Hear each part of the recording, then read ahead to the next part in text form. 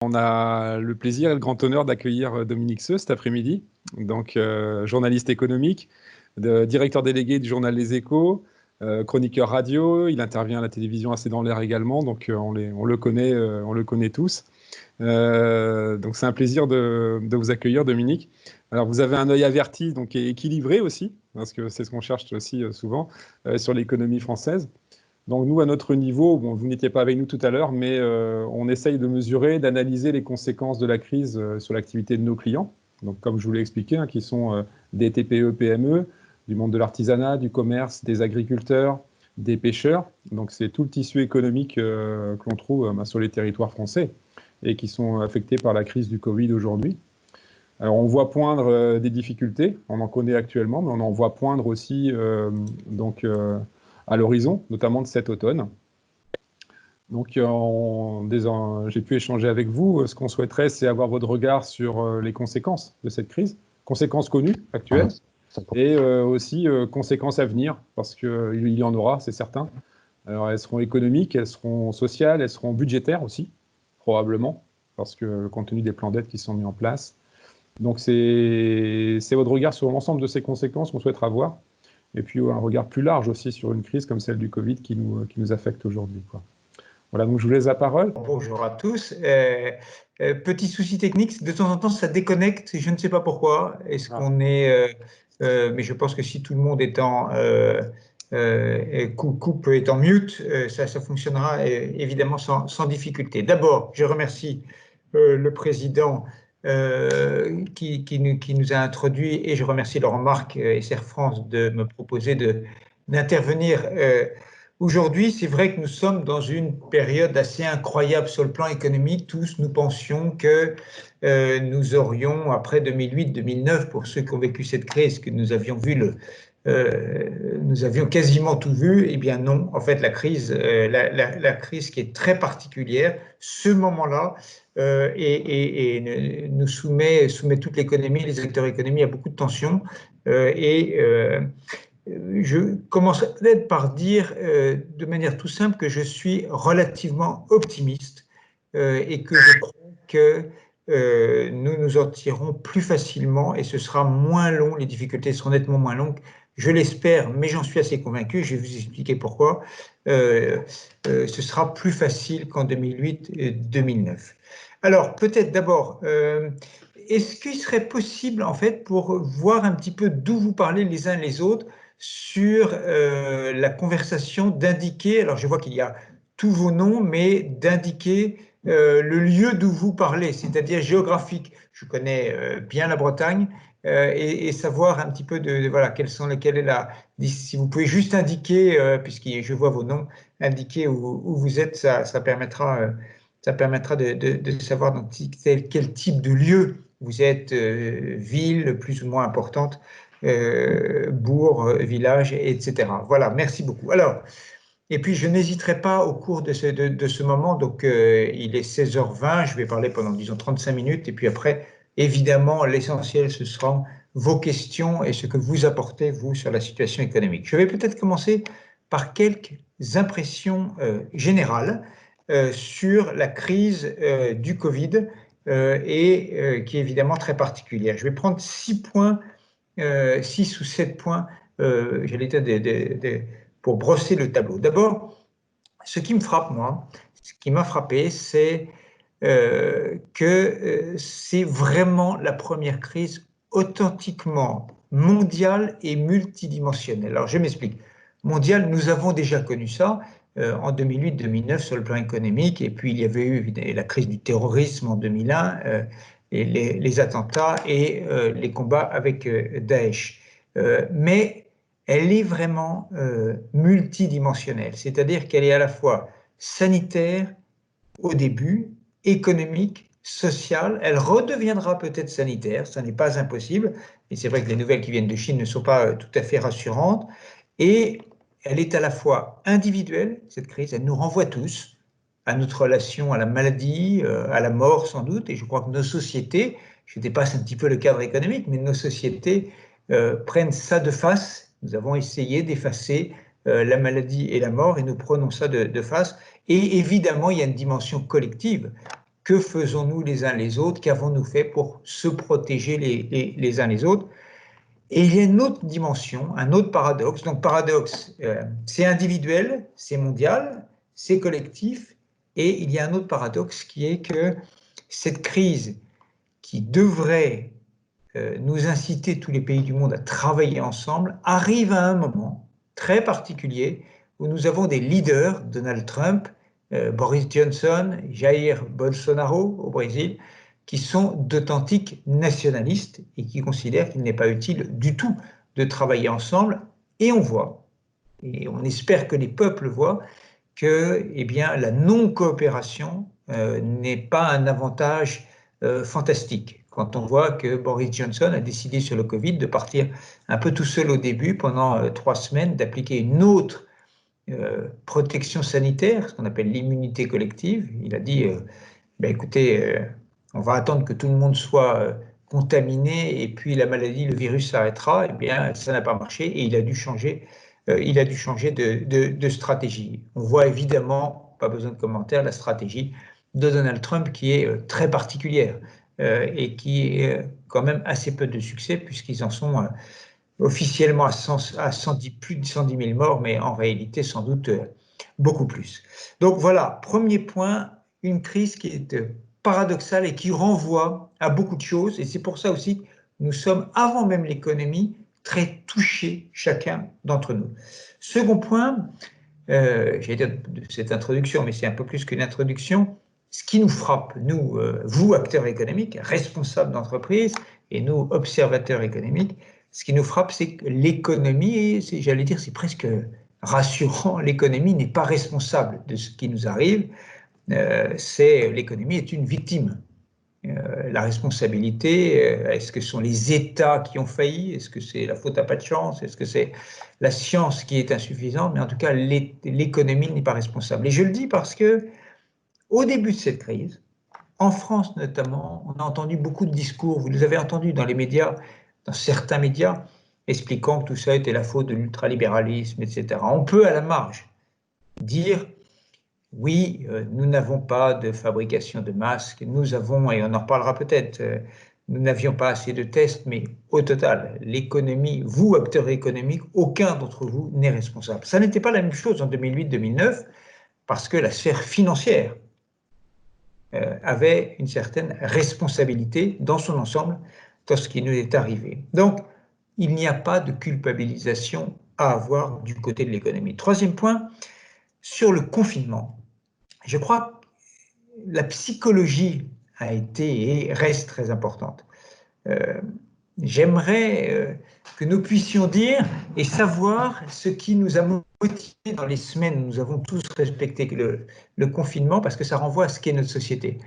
Est-ce le civisme ou est-ce la peur qui nous a maintenus chez nous? Est-ce que nous avons, dans un pays qui est assez fracturé, Jérôme Fourquet, le sociologue, a écrit un livre, L'archipel français, qui résumait vraiment ce qu'est la France. Est-ce qu'il y a eu un sursaut de relations sociales, et on l'a vu, hein, les applaudissements, etc., ou est-ce que c'est la peur qui a dominé?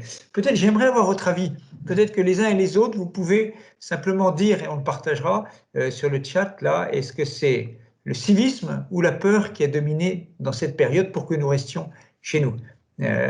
Alors, je peux vous donner, non pas la réponse, mais écrivez si vous le voulez bien, c'est comme ça, voilà, juste pour échanger.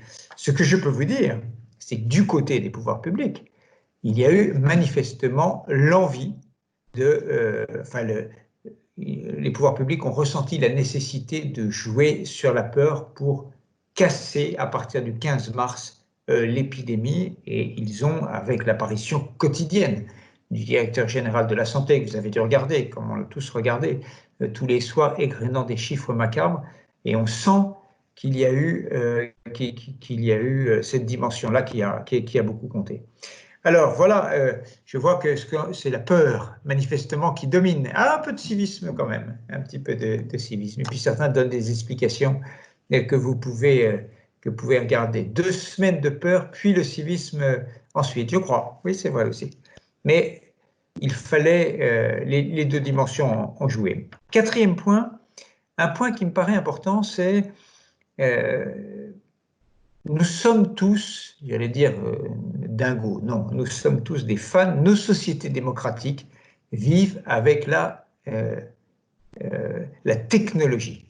Nos sociétés démocratiques sont un peu abasourdies parce que nous avions l'illusion que les technologies étaient l'avenir de tout. Les sujets de janvier-février, c'était l'intelligence artificielle, la 5G, quand va-t-elle arriver, et bien sûr le développement du numérique, etc. Et donc, nous vivions un petit peu dans l'illusion de la technologie et nous avons finalement appliqué des méthodes un peu de Moyen-Âge pour vivre différemment. Nous n'avons parlé que de masques, de tests, des produits à 80 centimes au maximum, en tout cas pour les blouses et les masques. Donc ça nous incite à une modestie, à une certaine modestie, et c'est une leçon pour l'avenir. C'est une leçon pour l'avenir. Les technologies, on a vu aussi sur l'absence de traitement, en tout cas la lenteur à mettre en œuvre des traitements, là aussi une contradiction. Autre point, cinquième point, je pense que cette crise manifeste aussi la fin de la supériorité du modèle occidental, qui était ancré dans les esprits depuis quand même plus d'un siècle maintenant.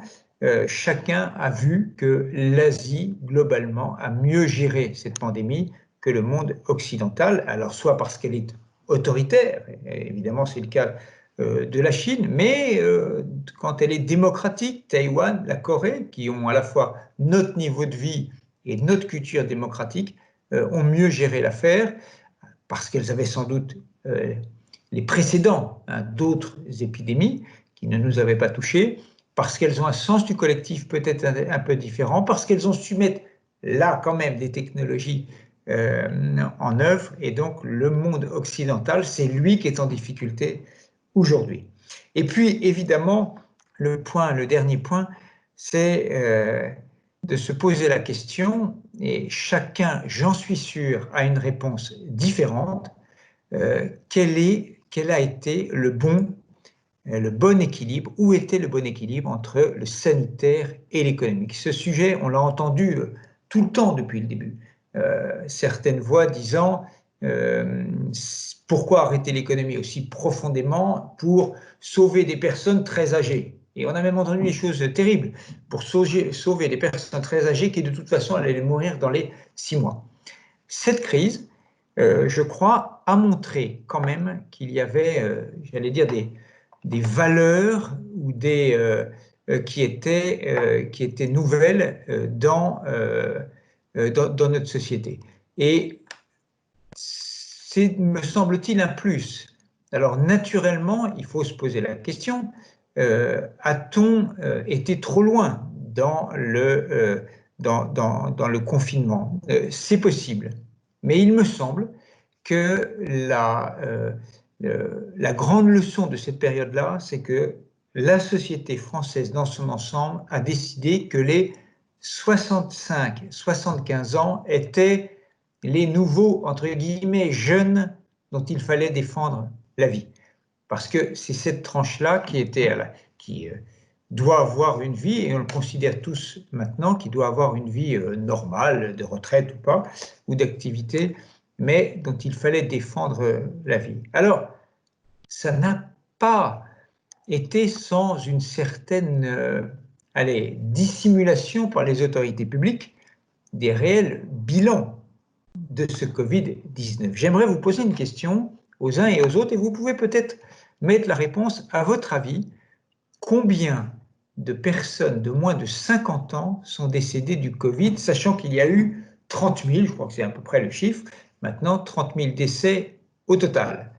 À votre avis, combien de personnes de moins de 50 ans sont décédées? Est-ce que ce serait intéressant d'avoir une idée? Alors certains disent 300, 500, c'est intéressant. Alors je vais donner le temps que les réponses arrivent. Ah, 100, mais alors vous êtes redoutablement informé parce que quand je pose la question généralement, on me répond 3, 4 000, 10 000. Voilà. Il y a quelques jours, on me disait 10 000. En réalité, c'est un peu plus de 300. Mais c'est très très peu puisque c'est 1%. Cela veut dire que les moins de 50 ans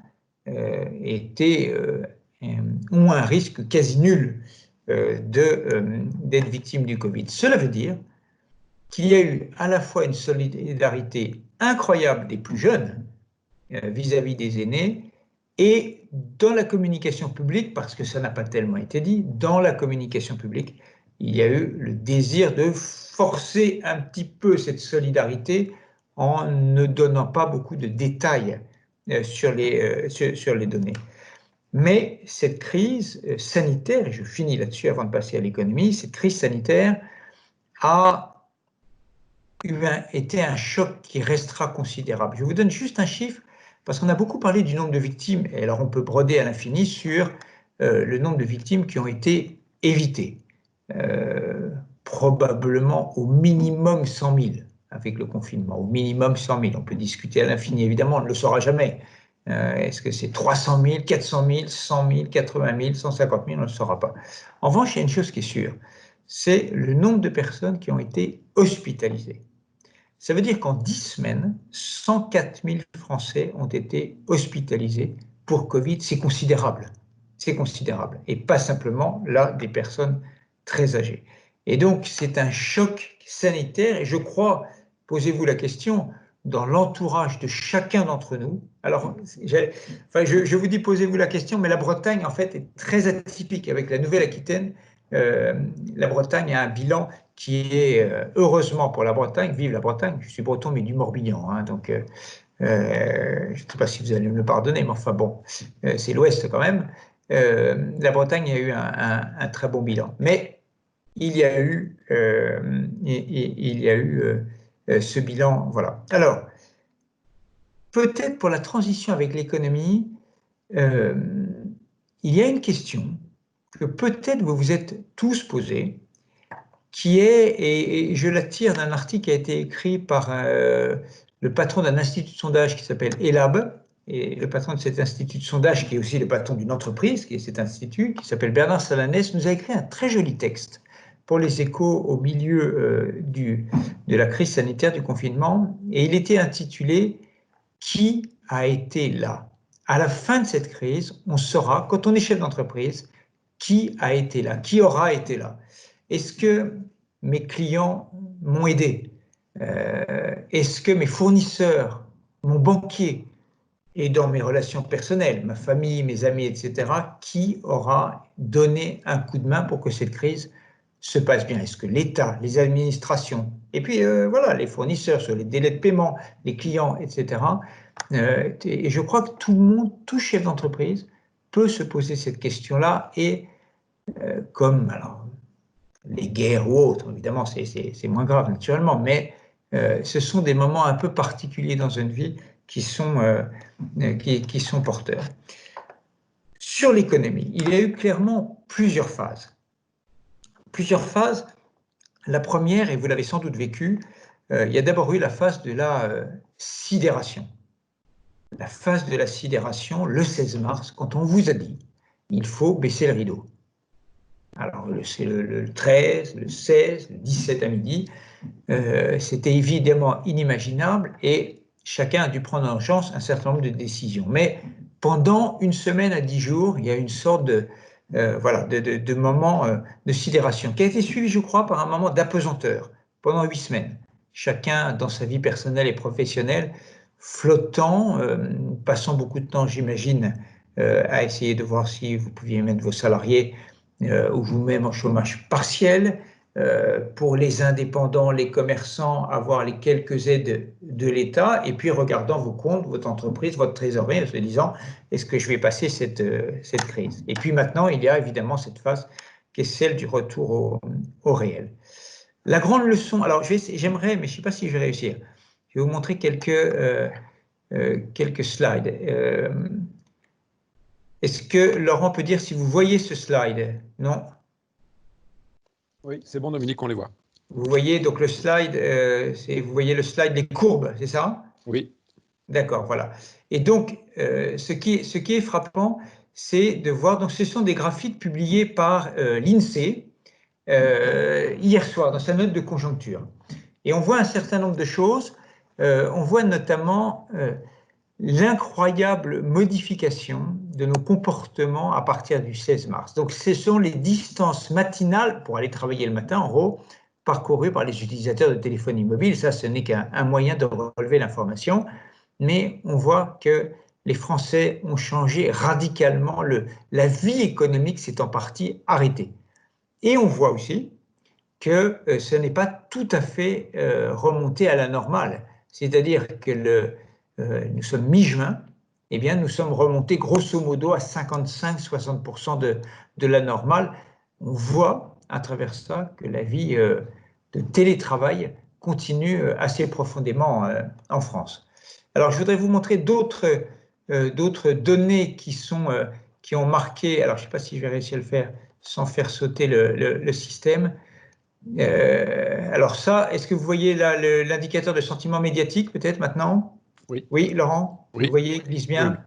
Oui. Voilà. Et on voit, alors l'INSEE s'est amusé à partir des articles des Échos à relever la tonalité optimiste ou pessimiste des articles des Échos avant la crise, début de l'année, et de voir le plongeon sur le pessimisme, la tonalité de nos articles, évidemment, à plonger à partir. Et l'INSEE s'est amusé à inventer de nouveaux indicateurs pour relever ce qui était en train de se passer. L'INSEE a beaucoup utilisé, par exemple, les données de Google Traffic, a utilisé les cartes bancaires, la consommation d'électricité, la consommation de carburant. Et je vous invite vraiment à aller regarder cette note de l'INSEE qui est tout à fait passionnante. Que donne, quand on regarde maintenant l'activité économique depuis le début? Alors, je vais essayer de mettre ça tout de suite. Voilà. Alors, là, c'est un graphique que vous ne verrez pas, j'espère, une autre fois dans notre vie, et moi non plus. On regarde l'activité au mois de mars. Par rapport à la normale, la France, l'activité économique en mars tournait à 85% de sa normale. Il faut se souvenir quand même que dans un pays comme la France, quand il y a d'ordinaire une récession de 1%, on en parle matin, midi et soir. Les médias font des gros titres, et pas seulement économiques. Là, nous étions déjà à moins 15. Au mois d'avril, nous tournions à moins 29, c'est-à-dire que l'activité économique tournait à 61%. En mai, à partir du 11 mai, ça a un peu remonté, l'activité tournait à 88%, et en juin, le 17 juin, c'est-à-dire hier, l'INSEE considère qu'elle tourne à 88%. C'est mieux, c'est une amélioration, mais c'est encore évidemment très en dessous de la normale. Ce qu'il faut avoir en tête, c'est que ces chiffres ne disent pas tout. Et en fait, ils ne montrent pas exactement la réalité. Je vais vous dire pourquoi. Quand on regarde l'activité économique dans son ensemble, telle qu'elle est montrée sur ce graphique, on parle de l'activité globale, c'est-à-dire du secteur marchand et du secteur non marchand. C'est-à-dire l'activité aussi également des administrations et des transferts sociaux, mais notamment des administrations. Or, les salaires des fonctionnaires, notamment, les services publics, ont été versés naturellement pendant toute cette période et sont considérés comme à leur niveau normal. Cela veut dire que l'activité marchande, et je pense que c'est la vôtre pour l'essentiel, ou la quasi-totalité, l'activité du secteur marchand, voilà, a baissé beaucoup plus que les 61% au mois d'avril. On considère que l'économie, à ce moment-là, tournait à un peu plus de la moitié seulement. Alors, quels étaient les secteurs qui fonctionnaient encore à fond?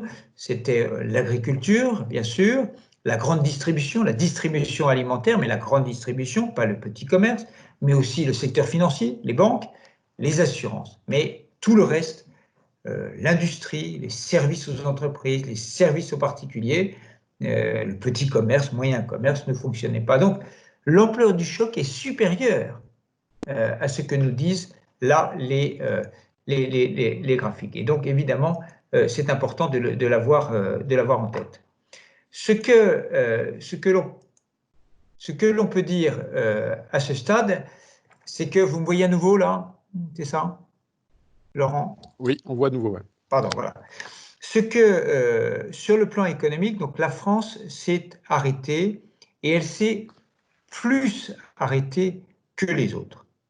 Elle s'est arrêtée plus que les autres. Alors, je vais essayer de vous remontrer un graphique, si j'arrive à le trouver, pour vous montrer ceci. Il ne veut pas apparaître. En tout cas, les indicateurs, notamment de l'Université d'Oxford, disent que l'activité française s'est plus arrêtée parce que nous avons confiné plus profondément, plus lourdement que la plupart des autres pays. Nous avons pris les mesures les plus fortes. Alors chacun l'a vécu dans sa vie quotidienne, interdiction de sortir au-delà d'un jogging autour de chez soi d'une certaine durée, les courses, puis les 100 km, puis l'activité industrielle. Et on sait que des secteurs se sont arrêtés beaucoup, beaucoup plus. Le secteur qui est le plus surpris, qui a été le plus en décalage avec les autres pays, c'est clairement le secteur de la construction.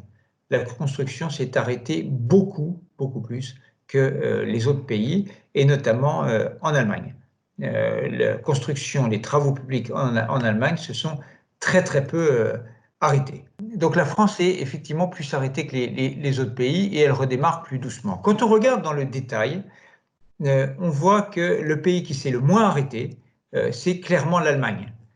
Si on prend le trafic routier, je vais vous donner un exemple.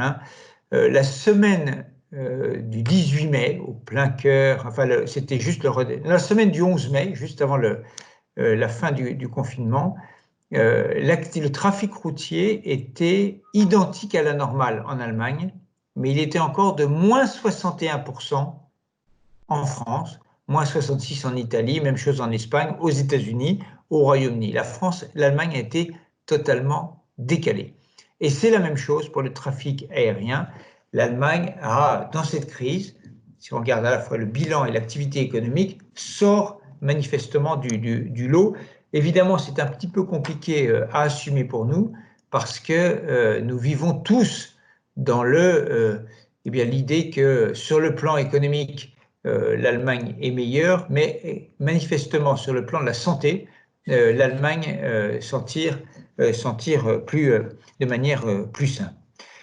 La particularité de cette crise, c'est qu'à la grande différence de 2008-2009, l'État a accepté ou a assumé de prendre à sa charge la quasi-totalité de l'économie et des pertes, pour l'instant, pendant la période du confinement.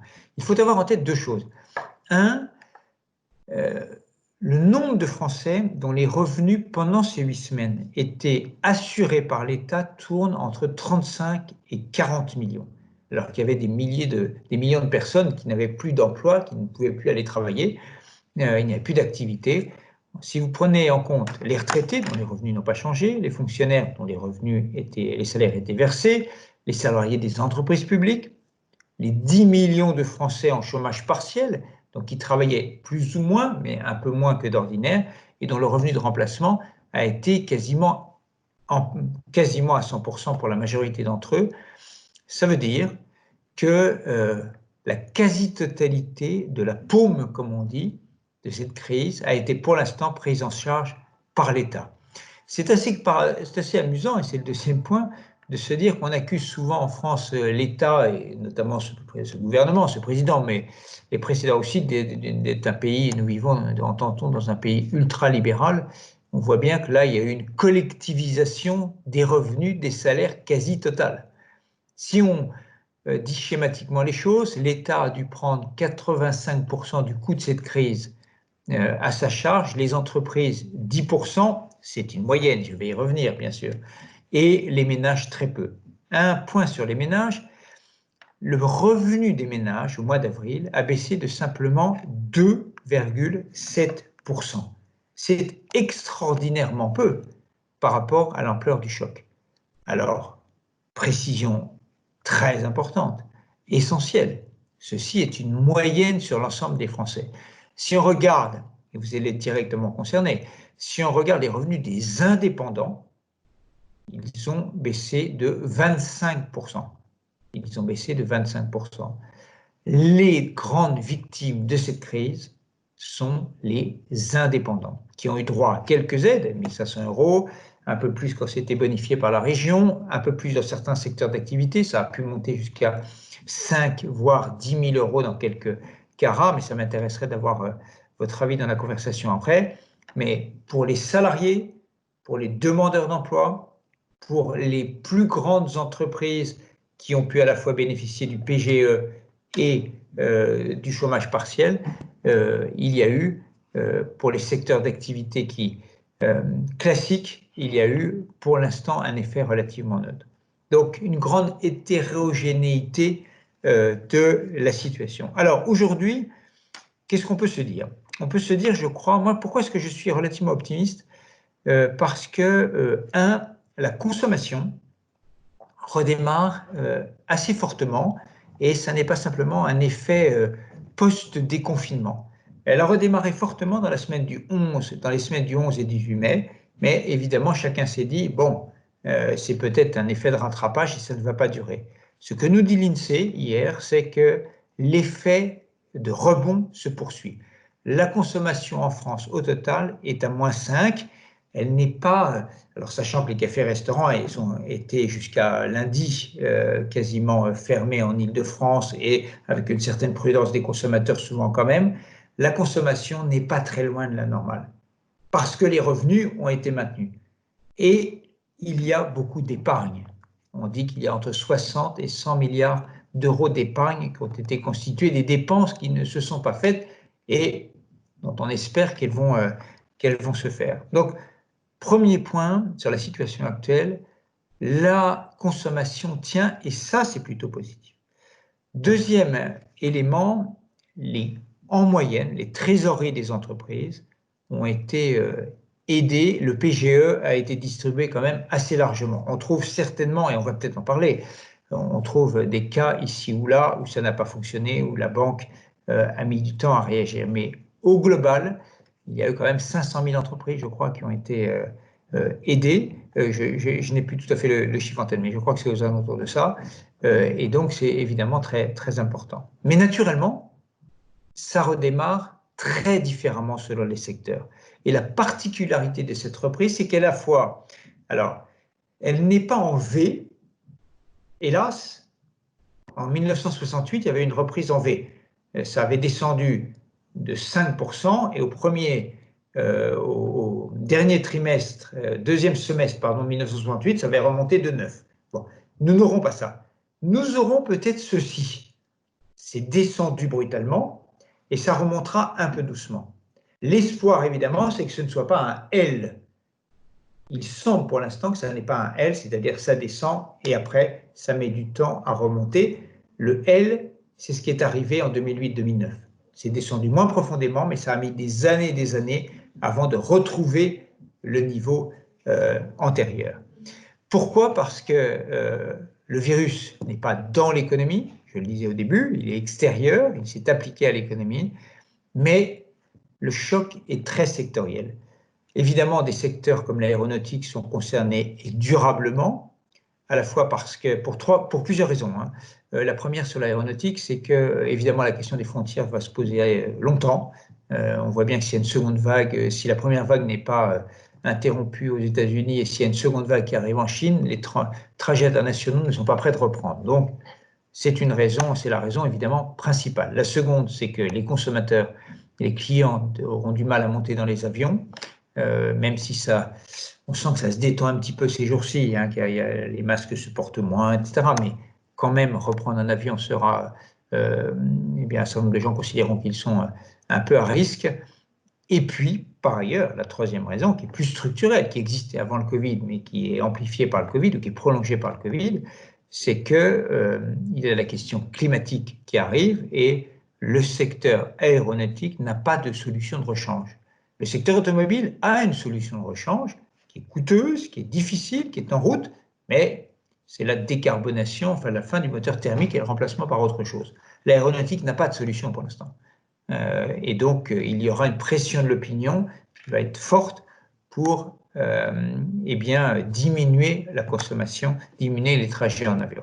Ce secteur-là et, je pense, durablement atteint. D'autres secteurs ne le sont pas. Le secteur de la banque et de l'assurance ne le sont pas. Mais quand on regarde dans le tissu économique plus en profondeur, on voit bien que le commerce, il y a eu une accélération du commerce en ligne pendant cette période-là. Et on l'a d'abord vu sur les grandes chaînes, soit d'ameublement, soit d'habillement. Eh bien, on a eu un certain nombre de faillites déjà, Camaïeu, Léal et autres, Conforama, difficultés.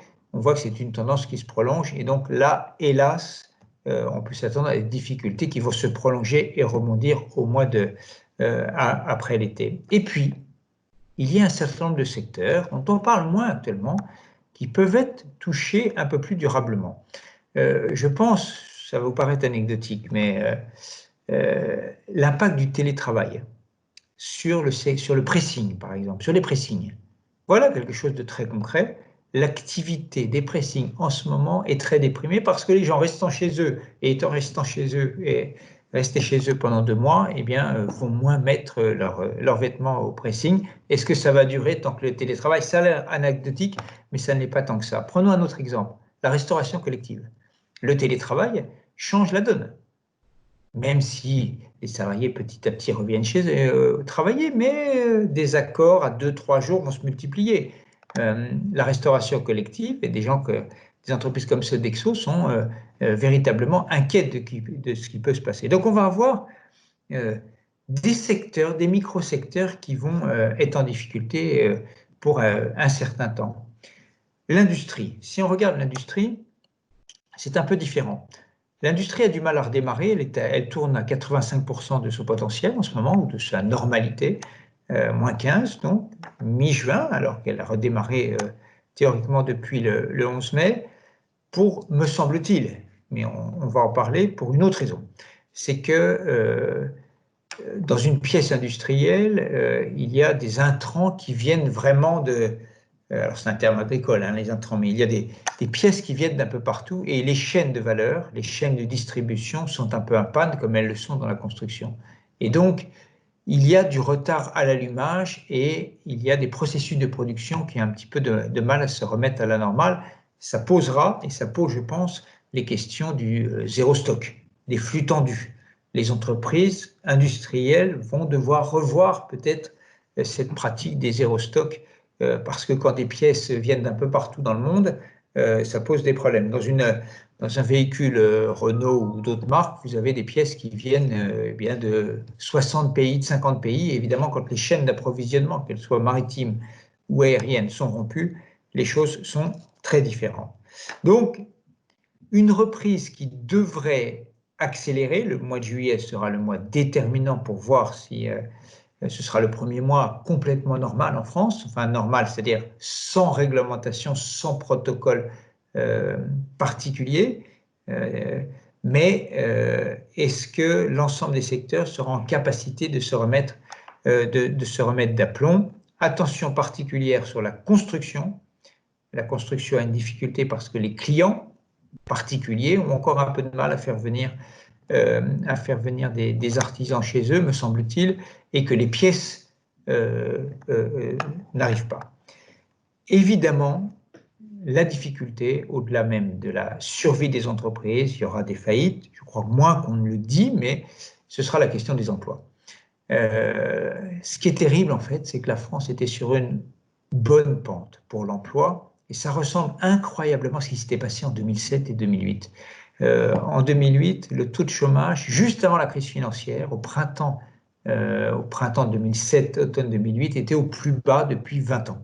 Et là, le taux de chômage continuait à baisser et là, il va remonter. Inévitablement, des centaines de milliers d'emplois vont être touchés. Le grand sujet de débat, à la fois chez les pouvoirs publics, mais pour ceux qui regardent ces affaires-là, c'est faut-il débrancher le chômage partiel? Faut-il demander aux entreprises de prendre à leur charge un peu plus? Y a-t-il des effets d'aubaine? La réponse est oui, bien sûr qu'il y a des effets d'aubaine. Mais est-ce que ça vaut la peine? Est-ce qu'il faut resserrer un petit peu la vis sur le chômage partiel ou en fait assumer qu'il y ait des effets d'aubaine parce qu'il faut laisser les entreprises remonter la pente toutes seules? il y a un débat qui divise même le gouvernement et qui est un peu paradoxal. Bruno Le Maire, par exemple, à Bercy, considère qu'il faut aider au maximum et le plus longtemps possible les entreprises, alors que le ministère de l'Emploi voudrait resserrer un petit peu quand même le dispositif. Quelles sont les grandes questions qui vont se poser demain? La première question, elle est toute simple, c'est est-ce que vos entreprises, est-ce que l'économie va devoir s'habituer à vivre en mode dégradé, comme on dit, vous savez, d'un ordinateur qui fonctionne en mode dégradé? Est-ce que les entreprises vont fonctionner en mode dégradé durablement pour 1 an, 2 ans, 3 ans, le temps qu'on trouve un vaccin? Il y a 1 mois, tout le monde en était persuadé et chacun regardait et se disait le coût des mesures de protection sanitaire tourne entre 10, 15, 20% de coût en plus. La distance, le fait sur un chantier de travaux publics d'emmener en 3 minibus les employés, les ouvriers, et non pas un seul pour qu'ils ne soient pas serrés, les temps de nettoyage sur les chaînes de production, 10, 15, 20%. Depuis une semaine, j'ai le sentiment que les choses se sont un tout petit peu relâchées, les chiffres sanitaires sont plutôt bons, on tourne en ce moment entre 200 et 500 contaminations, ou plutôt malades déclarés par jour. Ce qui veut dire qu'avec les asymptomatiques, si on considère qu'il y en a 1 pour 5, on doit tourner entre 2 et 3 000 contaminations par jour. Ça n'est pas rien, mais c'est évidemment beaucoup plus bas qu'au pic, puisqu'on est au maximum. Il y a eu, vers le 20 mars, il y avait 50 000 contaminations en France par jour, mais une vigilance s'impose. Donc les entreprises vont-elles devoir vivre en mode dégradé avec des conséquences pour les coûts, et qui doit payer les coûts? Est-ce que c'est le client? Peut-il le faire? Est-ce que c'est l'entreprise? Mais avec quelle marge? Est-ce que c'est, dans le cas des travaux publics, qui est un sujet assez difficile en ce moment, les collectivités locales, mais qui refusent, qui disent non, c'est à votre charge. On sait que dans les travaux publics, par exemple, les marges ne sont pas considérables, et donc il y a un problème de répartition des charges. Donc première question, c'est celle-ci. La seconde question, c'est économiquement, nous avons tous pris conscience que nous avions une dépendance vis-à-vis d'un certain nombre de pays, évidemment de la Chine. Va-t-il falloir revoir ceci? La réponse est oui. Alors, je ne pense pas tellement aux masques, quoique, mais je pense aux médicaments. Là, de fait, il n'est pas normal qu'en France, et c'est une dérive qui a eu lieu dans les 15 dernières années, que pour des raisons de coût, il n'y ait plus de filière de production de paracétamol en France. Et je crois qu'hier ou aujourd'hui, un accord a été annoncé pour reproduire du paracétamol en France. Alors attention, ne soyons pas naïfs. Pourquoi est-ce qu'il y a eu des délocalisations de production de médicaments à ce rythme-là? Peut-être qu'il y aura des spécialistes de la question qui pourront nous éclairer, mais c'est aussi parce que la France est un pays qui rembourse mal aux laboratoires pharmaceutiques les médicaments, qui imposent des prix très bas. Et donc, la production extérieure a été une solution. Mais sur la question de souveraineté, là, il y a quelque chose qui va bouger. On ne va pas entrer dans une phase de relocalisation considérable, mais il va avoir des conséquences de volonté politique de relocaliser un certain nombre de choses, de secteurs stratégiques. Et puis, il y a évidemment la question clé, la troisième question clé, c'est celle par laquelle je vais terminer, qui est qui va payer? Nous sommes dans un moment assez étonnant où, je vais même commencer par une anecdote. Gérald Darmanin, le ministre du Budget, au mois de février, considérait que tout sujet au-dessus de, disons, 10 millions d'euros l'intéressait ou concernait ses équipes et son cabinet. La plaisanterie qui court en ce moment, c'est qu'en dessous d'1 milliard, il ne prend même plus son téléphone pour appeler un ministre. Dépensez, allez-y. Et donc, il y a une sorte les politiques, de droite ou de gauche, ont une certaine jouissance à dépenser de l'argent facilement sans que personne ne leur reproche. Et aujourd'hui, tout le monde serait plutôt à les encourager. Donc, ils sont sur une pente qui leur plaît assez. À un moment ou à un autre, il va falloir arrêter. Mais ce qui est très compliqué pour l'opinion, c'est qu'il y a une disproportion totale entre les milliards d'en haut et les milliards d'en bas. Les milliards d'en haut, ce sont les plans qui sont annoncés pour l'aérien, le tourisme, l'automobile. À chaque fois, ça va de 7 à 17 milliards. Bon, les plans annoncés par la Banque Centrale Européenne, 750 milliards, 1350 milliards maintenant. Annoncé le franco-allemand, 500 milliards. Et donc, il y a d'un côté ces milliards, et puis de l'autre côté, la réalité des choses. Quand on va annoncer dans 10 jours au milieu hospitalier que le plan pour les hôpitaux, c'est, je ne sais pas, le montant, 5, 10, 12 milliards, il est très probable que les hospitaliers disent, non mais attendez, vous foutez du monde.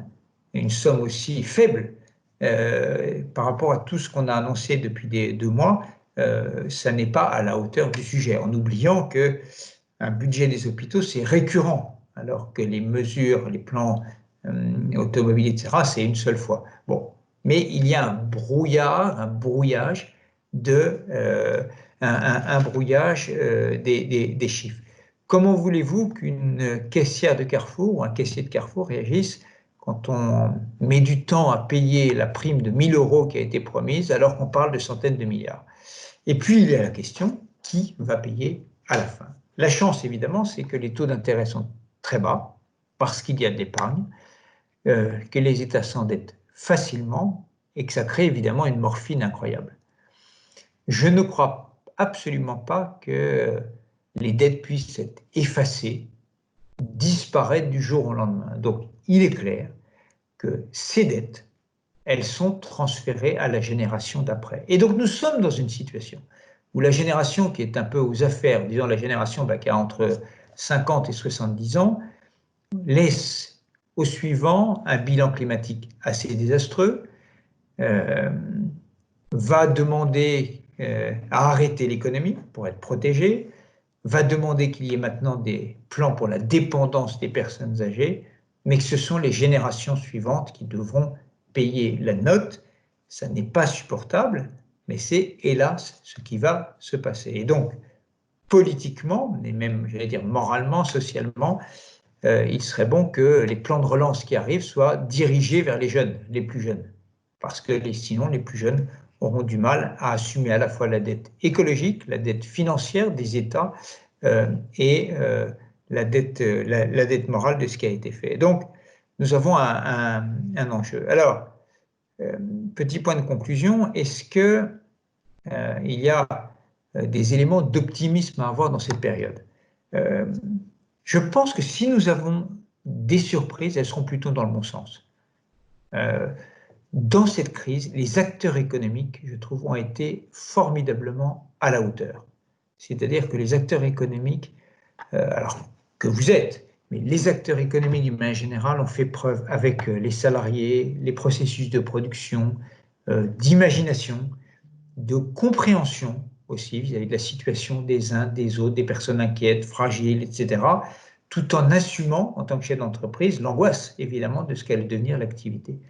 Mais il y a eu un élan, j'allais dire, de générosité, de compréhension qui a fonctionné. Et donc, je pense que pour le lendemain, ce qui arrive maintenant, il va falloir continuer à avoir cette, j'allais dire, non pas cette générosité, mais cette imagination. Il faut réinventer quelque chose. Alors, il y a quand même des choses, par exemple le télétravail, je ne sais pas très bien ce qu'il en est dans vos entreprises, mais ça peut être une occasion de gain de productivité formidable. Ça n'est pas un coup. Là, on a découvert dans cette crise que des choses dont on parlait depuis longtemps, évidemment, étaient possibles. Donc, il va falloir faire preuve d'imagination et puis il faudrait, mais je ne suis pas un politique, que le pays s'engage vers un projet nouveau et commun. Est-ce que l'écologie, alors le redressement, c'est évidemment le projet majeur, mais pour les jeunes générations, dont je répète qu'elles ne doivent pas être les sacrifiés de l'affaire, est-ce que le projet écologique peut être un projet viable, tentant, attirant? Je crois que oui. Je crois qu'autour de nous, tous les plus jeunes ont ce sentiment d'urgence. Encore 1 ou 2 calicules et évidemment la pression montera. Il y a l'occasion de faire des plans de relance. Alors, je ne sais pas si vous avez vu les propositions qui sont sur la table et qui seront publiées ce soir à 18 h de la fameuse Convention pour le climat, 150 citoyens tirés au sort qui ont planché pendant 9 mois pour sortir des propositions. Elles seront publiées à 18 h ce soir. Emmanuel Macron, manifestement, a l'intention d'en reprendre quelques-unes pour les soumettre à l'automne à un référendum sur l'ensemble des Français. Il semble que la proposition qu'il veuille en priorité soumettre au vote des Français, c'est celle-ci. Doit-on rendre obligatoire la rénovation énergétique des bâtiments avant 2030 pour les particuliers, les acteurs publics et notamment les hôpitaux et les EHPAD? C'est peut-être un projet enthousiasmant s'il y a évidemment l'argent pour le faire. Vous serez, alors j'ai les propositions sous les yeux, certaines ont un peu défrayé déjà la chronique. Il y en a une dont on a parlé, qui est la limitation de la vitesse à 110 km/h sur les autoroutes. Bon, je crois que la Convention a compris d'elle-même que ça ne passerait pas et elle va retirer cette proposition au cours du week-end. Mais il y a d'autres choses plus iconoclastes, plus surprenantes, l'interdiction des publicités, ou quand il y a des publicités, par exemple pour des voitures ou pour tous autres produits, de mettre en bas de la publicité non pas fumez-tu, mais avez-vous vraiment besoin de cet objet? Bon, voilà une de leurs propositions. Il y en a 151, je crois, des propositions. Naturellement, chacune sera discutée, mais en tout cas, c'est un mode de processus de décision publique qui est tout à fait nouveau et original. Sa vertu, c'est évidemment de rendre acceptables ou désirables les mesures, puisqu'elles viennent vraiment de l'opinion et non pas de corps intermédiaires ou d'experts qui sont souvent un peu décriés. Donc voilà un petit peu ce que je voulais vous dire, et j'ai naturellement été trop long, puisque j'ai parlé 48 minutes, et donc je vous propose que nous ayons un échange et peut-être des questions. Est-ce que c'est Laurent qui prend la main? Oui, je vais reprendre la main, Dominique. Donc, merci pour tous ces propos. Alors, il y a un mélange à la fois d'optimisme, mais il y a aussi, vous amenez quand même vers éventuellement une société où il pourrait y avoir des conflits de génération. Hein. Donc, Oui, absolument. Ouais. Vous avez souligné aussi le rôle des entreprises dans cette crise. Je pense qu'on est tous d'accord là-dessus. Hein. Les entreprises ont fait preuve de responsabilité, d'imagination, d'innovation. Et puis la crise a aussi rendu possible ce qui était impossible avant la crise dans beaucoup d'entreprises.